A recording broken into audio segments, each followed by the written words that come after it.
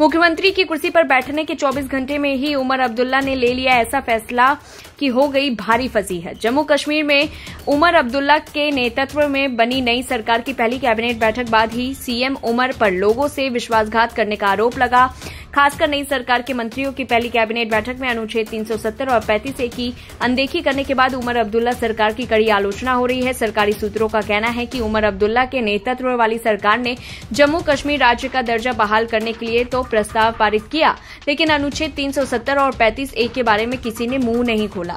Rashid engineer ने कहा, NC के नेता बीजेपी से मिले हुए हैं। जम्मू कश्मीर में विपक्षी दलों द्वारा उमर अब्दुल्ला और उनके मंत्रियों की आलोचना की जा रही है कि उनका फोकस केवल और केवल राज्य के बहाली के दर्जे की बात पर है। उनकी अनुच्छेद 370 की वापसी कराने में दिलचस्पी नहीं है। कुछ राजनेताओं ने कहा कि उमर ने अनुच्छेद 370 और राज्य के दर्ज की बहाली के वादे पर चुनाव लड़ा था। उमर सरकार ने जम्मू कश्मीर के विशेष दर्जे के मुद्दे को आसानी से नजरअंदाज कर दिया। विपक्षी नेताओं ने इसे उमर की ओर से विश्वासघात बताया क्योंकि उन्होंने अनुच्छेद 370 की बहाली पर वोट मांगे थे।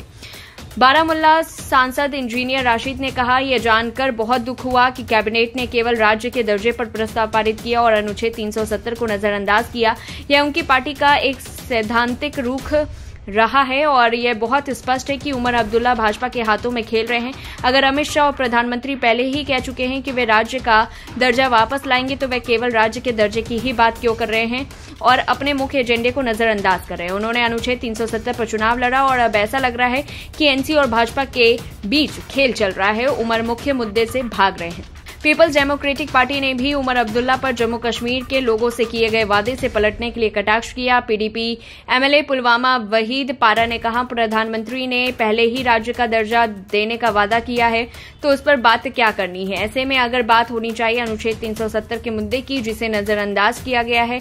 पारा ने कहा, 5 अगस्त 2019 को जम्मू कश्मीर के विशेष दर्जे को खत्म करने का फैसला जम्मू कश्मीर के लोगों की इच्छा के खिलाफ था और उमर अब्दुल्ला ने जो पहला प्रस्ताव पेश किया था उसमें अनुच्छेद 370 के बारे में बात की गई थी और अब हमने पढ़ा है कि उन्होंने केवल राज्य के दर्जे पर ही प्रस्ताव पेश किया जिसका वादा प्रधानमंत्री पहले ही कर चुके हैं।